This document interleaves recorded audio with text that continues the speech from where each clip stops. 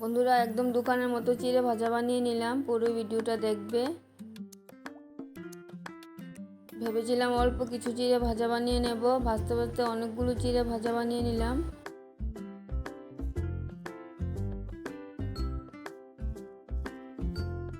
চিড়ে নিয়ে নিলাম, চিড়েগুলো চেলে নেব। 1.5 কাপের মতন চিড়ে চেলে নিচ্ছি।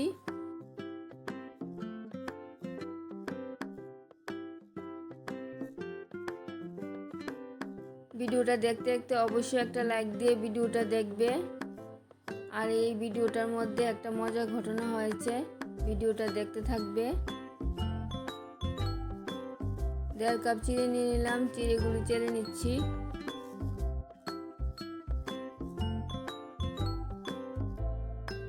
চিড়েগুলি চালা হয়ে গেছে। চিড়ে ভাজার মধ্যে কি কি দেব? কারি পাতা, 2-3টে শুকনো লঙ্কা নিয়ে নিলাম, একটু লবণ আর কিছু চীনাবাদাম।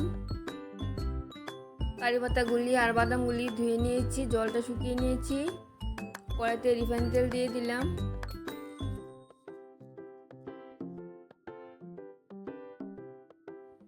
তেলটা গরম হয়ে গেলে তেলটার মধ্যে লবণটা দিয়ে দেব। তেলটা গরম হয়ে গেছে, লবণটা দিয়ে দিচ্ছি। তেলটার মধ্যে লবণটা দিয়েছি কারণ চিড়েগুলি ভাজার সময় লবণ দেওয়া হবে না, তাই তেলটার মধ্যে লবণ থাকলে চিড়েগুলির মধ্যে লবণ হয়ে যাবে। চিড়েগুলি দিয়ে দিচ্ছি। চিড়েগুলি ভাজার সময় গ্যাসের আঁচটা কমিয়ে দিতে হবে। তোমাদেরকে নামাতে দেখাতে পারলাম না, আমার এক হাতে মোবাইল ছিল। এভাবে গ্যাসের আঁচটা কমিয়ে দিয়ে চিড়েগুলি ভেজে ছেঁকে তুলে নিচ্ছি। অনেকগুলি চিড়ে ভেজে নিয়েছি, অনেকগুলি তেল বাকি রয়ে গেছে। মজার ঘটনাটা হলো আরও চিড়ে নিয়ে নিলাম, এই তেলটার মধ্যে আরও চিড়ে ভেজে নেব। এরপর আরও চিড়ে নিয়ে নিলাম, আরও চিড়ে ভেজে নিয়েছি।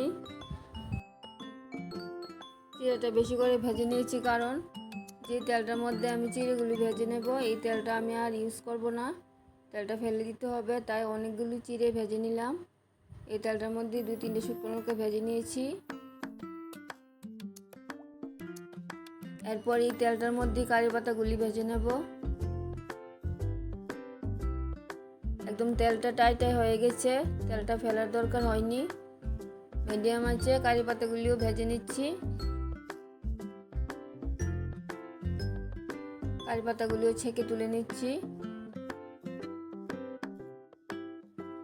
আমার রেসিপিগুলি যদি আপনাদের ভালো লেগে থাকে তাহলে আমার চ্যানেলটাকে সাবস্ক্রাইব করবেন, আমার পাশে থাকবেন।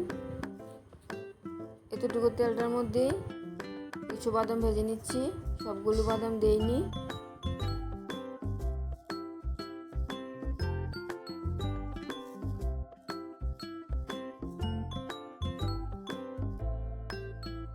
বাদামগুলিও ভাজা হয়ে গেছে, বাদামগুলি নামিয়ে নিচ্ছি।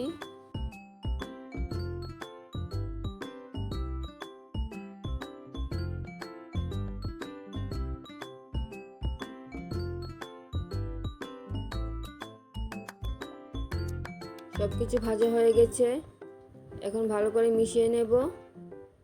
শুকনো লঙ্কাগুলি গুঁড়ো করে নিচ্ছি।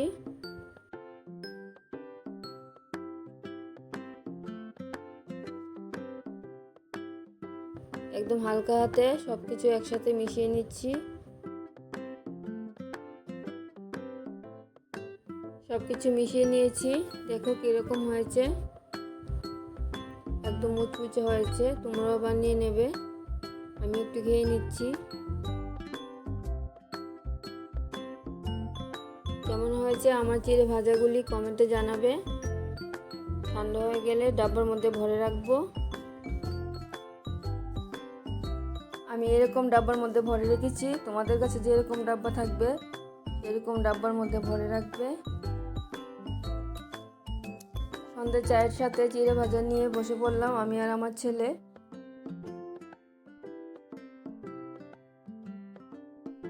নেক্সট ভিডিওতে আবার দেখা হচ্ছে। সবাই ভালো থাকবে, সুস্থ থাকবে। ধন্যবাদ সবাইকে ভিডিওটা দেখার জন্য।